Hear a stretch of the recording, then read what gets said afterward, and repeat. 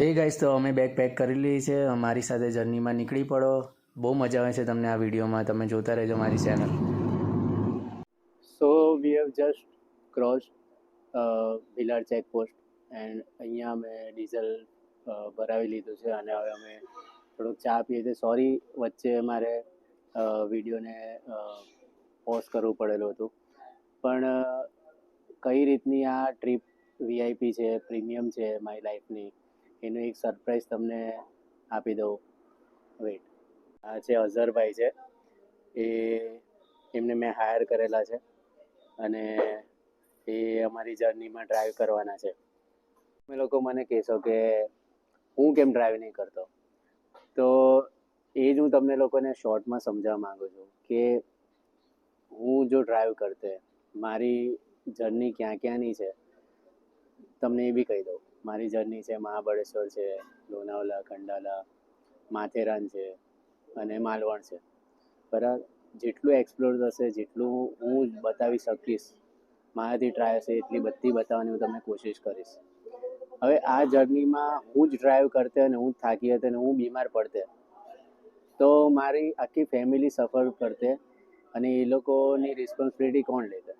એટલે મેં આ એક લેવલ અપ કરી દીધું છે કે લોકોને ઇન્સ્પાયર થઈ શકે, આ વિડીયોથી જોઈ શકે કે જેટલું તમે અર્ન કરો છો એટલું જ તમે પોતાની એના પાછળ સ્પેન્ડ કરો. હવે એટલે જ મેં અઝરભાઈને હાયર કર્યા, એ બી મિલિનભાઈના થ્રુ. મિલિનભાઈ જે મારા ડિયર ફ્રેન્ડ છે અને સિવાય ઓટો કન્સલ્ટન્ટ અને સિવાય વર્કશોપના ઓનર છે. એમના થ્રુ મેં અઝરભાઈને ડ્રાઈવ કર્યા છે. અત્યાર સુધી અઝરભાઈ બહુ સારી રીતે ડ્રાઈવ કરે છે, બહુ સ્મૂથ જર્ની ચાલી રહેલી છે. અમે લોકોએ સ્ટાર્ટ કર્યું 10:30 વાગ્યાથી. અત્યારે અમે લગભગ અહીંયા એક વાગી ગયો છે અને અમે અહીંયા ભીલાડ સુધી આગળ બી પહોંચી ગયા છે. અને રાત્રિ દરમિયાન ડ્રાઇવિંગની અત્યાર સુધી જર્ની બહુ સ્મૂથ ચાલી રહી છે. તો હું તમને લોકોને એ જ કહેવા માગું છું કે ચિંદીની જેમ કોઈ બી ટ્રાવેલિંગ હું કરવા નથી માંગતો. જે લોકો અત્યાર સુધી કરી રહ્યા છે એનો મને કોઈ પ્રોબ્લેમ નથી, પણ જે લોકો બી અત્યાર સુધી કોઈનો બી સપોર્ટ થ્રુ જાય, ટ્રેન થ્રુ જાય, બસ થ્રુ જાય કે કોઈ બી થ્રુ જાય, તો જેટલો બી સપોર્ટ થ્રુ જાય છે, કોઈના આશરામાં જાય છે, હું એવી રીતે જવા નથી માંગતો. અમે વી એઝ સુરતી, અમે સુરતી છે, અમે દિલ ખોલીને દરેક ગેસ્ટને વેલકમ કરીએ છીએ, ચાહે અમારી પાસે પૈસા હોય ના હોય. અમે એ રીતે અમે ખર્ચો કરી જ નાખીએ છીએ, ખુલ્લા દિલથી અમે લોકો સ્પેન્ડ કરીએ છીએ. અને એ જ રીતે હું મારી લાઈફ જીવવા માગું છું અને મારા પરિવારને જીવાડવા માગું છું. તો જેટલો બી તમે અર્ન કરો છો પોતાના પાછળ સ્પેન્ડ કરતા જાઓ અને આવી રીતે સારી ટ્રીપ એક્સપ્લોર કરતા જાઓ. વિડીયોને જોતા રહેજો, બહુ મજા આવવાની છે.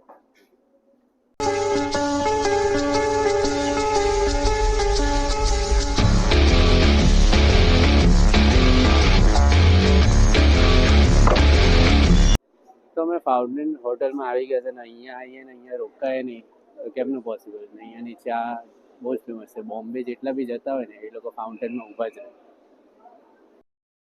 અહીંયા ચા મળે છે તો સારી, પણ 50 રૂપિયા એક ચાના છે. પણ ક્વોલિટીવાળી ચા છે. ચા એકદમ મસ્ત, પણ બહુ મોંઘી ચા.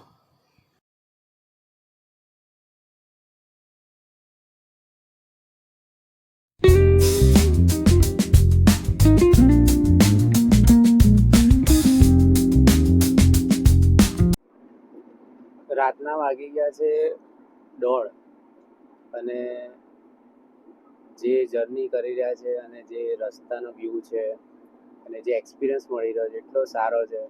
અને this is the beauty of the trip કે આ જે લક્ઝરી છે, જે હું હમણાં અમે એઝ ફેમિલી એનો લાભ ઉઠાવી શક્યા છે. અમે એટલો બ્લેસ ફીલ કરીએ છીએ. એ બધું છે એ પ્રભુ શ્રી કૃષ્ણના આશીર્વાદના લીધે. તો હું એ જ કહેવા માગું છું કે આ જો હું ડ્રાઈવ કરતે તો હું થાકી હતી, હું કોઈ બી જાતને એક્સપ્લોર કરી જ નહીં શકતી એવી રીતે. એટલે આ લેવલ અપ હું એટલા માટે કહેવા માગું છું કે તમે લોકો જેટલું પોતાના ફેમિલીને તમે આરામ આપી શકો, એ રીતનો એક્સપિરિયન્સ આપી શકો, તે તમે ટ્રાય કરો. અને હું ઇન્ડિયા કે કોઈ બી જાતના મોસ્ટલી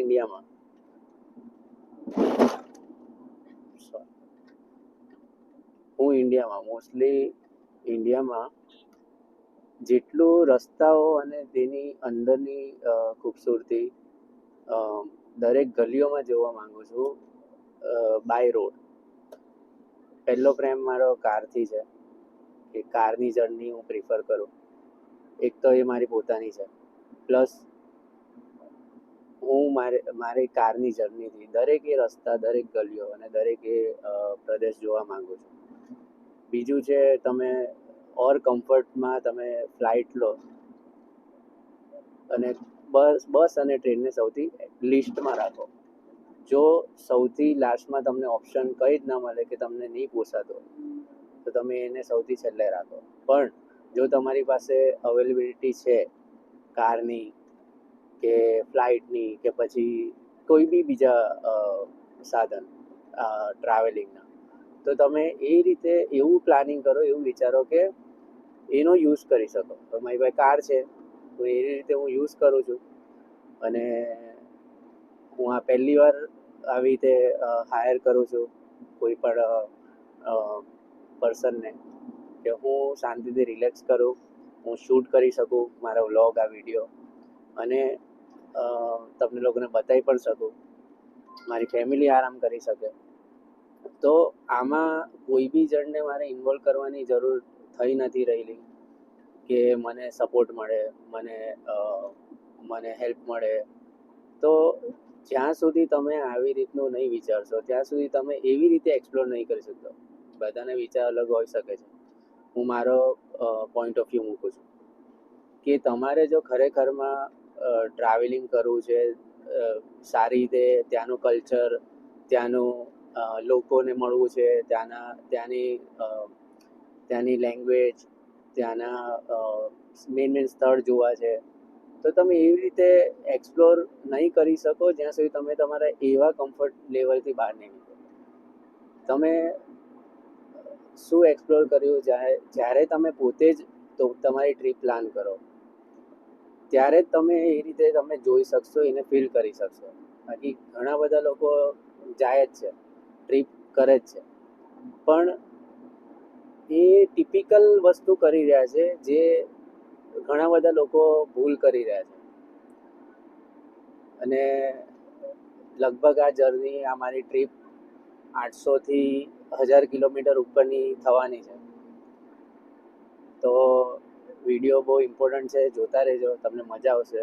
હું ડે બાય ડેના વિડીયો પોસ્ટ કરતો રહીશ અને એ રીતે વ્લોગ બનાવીશ. અલગ અલગ સિટીઝમાં જ્યાં જ્યાં જવાનું છું ત્યાં તમને બતાવીશ. હજી ઘણા બધા વિડીયોમાં સરપ્રાઇઝીસ છે. આ ટ્રીપ કોણે મારી પ્લાન કરી છે એ બધું હું સ્ટેપ બાય સ્ટેપ તમને કહેતો રહીશ. અને હમણાં તો હું જો આટલા વાગે ટિપિકલી રોજ શું કરતા હોઈએ, ટિપિકલી રોજ સૂઈ જતા હોઈએ, તો આટલા વાગે આ જે એક્સપિરિયન્સ હું લઈ રહ્યો છું, અમારી ફેમિલી લઈ રહી છે, બરાબર, તે એ રીતનું પે કરવું પોતાના માટે, એ બહુ આજે સારું લાગી રહ્યું છે. અને આ જે એક્સપિરિયન્સ મળી રહ્યો છે કે હમણાં આટલા વાગ્યા છે, 1:30 વાગ્યા છે, અને અહીંયા અમે રસ્તામાં છે, આટલી સ્મૂથ જર્ની થઈ રહેલી છે, અને હજી બી મને ઊંઘ નહીં હોતી. તો આ એક્સાઇટમેન્ટ, આ એક્સપિરિયન્સ, તે બહુ સારી જઈ રહ્યું છે અત્યારે.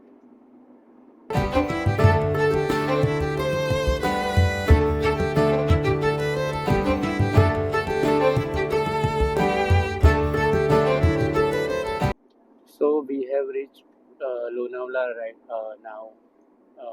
સુરતથી બોમ્બેનો જે રૂટ હતો, રસ્તો હતો, roads condition are not so good, not so bad, and the kind of comfort I'm getting, it's fantastic. And Azhar bhai is doing fantastic job. અત્યાર સુધીમાં જે કમ્ફર્ટેબલ ડ્રાઇવિંગ કરેલું છે એમણે, અને મને લાગતું હતું કે મારું ડ્રાઇવિંગ તો સારું જ છે, પણ એમણે અત્યાર સુધીમાં જે ડ્રાઇવિંગ કરેલું છે અને જે કોઈ પણ હજી સુધી એવી કોઈ પ્રોબ્લેમ થઈ નથી. તો કમ્ફર્ટની ને ટ્રીપ જર્નીની કેવી રીતની કરવી જોઈએ હું જે વાત કરી રહ્યો હતો, હું એવું નથી કહેતો કે કોઈ પણ તમે ટ્રાવેલિંગનું સાધન પકડો, ફ્લાઇટ હોય, ટ્રેન હોય, બસ હોય કે કંઈ બી હોય, તેમાં હું એમ નથી કહેતો કે પ્રોબ્લેમ નથી આવવાની. પ્રોબ્લેમ અને કોઈ પણ પ્રોબ્લેમ તો આવવાની શક્યતા છે જ, ચાહે કોઈ પણ તમે રૂટ લો. પણ જે પોતાનું તમારું સાધન છે, પોતાની જે કાર છે, તે લઈને જાઓ તમારી પાસે છે તો, કે કંઈ પણ તમારી પાસે છે તો, ચાહે બાઇક હોય, કાર હોય, ગમે ત્યાં તમે જતા. પણ પોતાની કારને જ્યારે તમે બીજા સિટીમાં લઈ જઈને એક્સપ્લોર કરો છો અને એમાં ચાહે કંઈ બી થાય, કોઈ પણ વસ્તુ પ્રોબ્લેમ આવે, પણ એનાથી તમને જે શીખ મળે, જે એક્સપિરિયન્સ મળે, તે ટેકલ કરીને તમને ભવિષ્યમાં બહુ કામ લાગી શકે.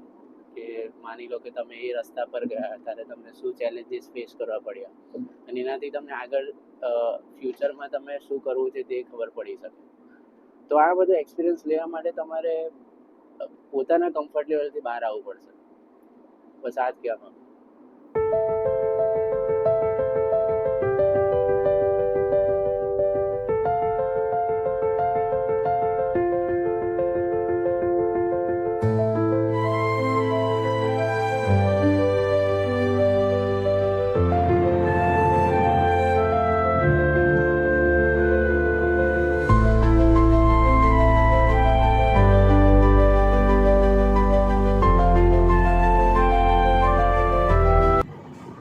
સો લોનાવલાથી અમે લોકો જસ્ટ 30-40 કિલોમીટર અમે આગળ આવ્યા છું, અને તમને એટલું કહી દઉં કે રસ્તામાં કશે બી કોઈ બી પેટ્રોલ પંપ કે એવું કંઈ આવતું નહીં હતું, ના કોઈ વોશરૂમ એવું આવતું હતું. પણ આ એક જગ્યા હતી જે બહુ સારી છે. અહીંયા નાસ્તાની, વોશરૂમ ચોખ્ખા છે, પેટ્રોલ પંપ છે, નાસ્તા બી અહીંયા રિઝનેબલ છે, મેકડોનલ્ડ્સ છે, ઘણી બધી બીજી બધી અમુક બ્રાન્ડ છે. તો તમે આ એક સારો ઓપ્શન છે કે અહીંયા તમે રેસ્ટ કરો, ઊભા રહો, થોડોક આરામ આપો, ગાડીને આરામ આપો, પોતાના પરિવારને આરામ આપો. અને વેનએવર you plan your trip, planning and execution is very important. તો નીકળતા પહેલાં ફોરકાસ્ટ ચેક કરો, તમારી કાર ચેક કરો, વેધર કેવું છે ચેક કરો, અને રસ્તાની કન્ડિશન ચેક કરો, કેટલા અવર્સ જવાના, જ્યાં જવાના છો ત્યાં કેટલા અવર્સ તમને લાગવાના છે, એ પ્રમાણે પ્લાન કરો. તો પ્લાનિંગ એ જ હતું કે સુરતથી મતલબ મારા ઘરથી ડુમસથી મહાબલેશ્વરનો રસ્તો 11.5 કલાક જેટલો બતાવતો હતો, અને મેં 10 થી 10:30 વચ્ચે અમે નીકળી જ ગયા. અને એટલું સારું છે કે બોમ્બે ને એવી જગ્યા પર થાણે તમે ક્રોસ કરી દો, તમે બહુ પહેલાં ક્રોસ કરી દો, મતલબ સવારમાં ટ્રાફિક પૂરું થતાં પહેલાં. એટલે રાતની જર્ની જ તમે કરો, ઠંડક બી હોય, અને અત્યાર સુધીનું વેધર એટલું સારું હતું, એટલું સ્મૂધ હતું, એટલા વાદળ આવતા હતા, અને જે નજારા હતા, જે વ્યૂ હતો લોનાવલાનો અને એના રસ્તા અને આજુબાજુનો, એટલો સારો આરામદાયક હતો, કેટલી શાંતિ લાગતી હતી. તો એ જ મારું કહેવાનું હતું કે પ્લાનિંગ તમે વ્યવસ્થિત રીતે કરો. અને અમે એટલી સારી પ્લાનિંગ કરેલું છે કે અમે બિફોર ટાઈમ પહોંચી જવાના છે. અહીંયાથી હવે 2-2.5 કલાક બાકી હશે. તો વિડીયોમાં બન્યા રહેજો.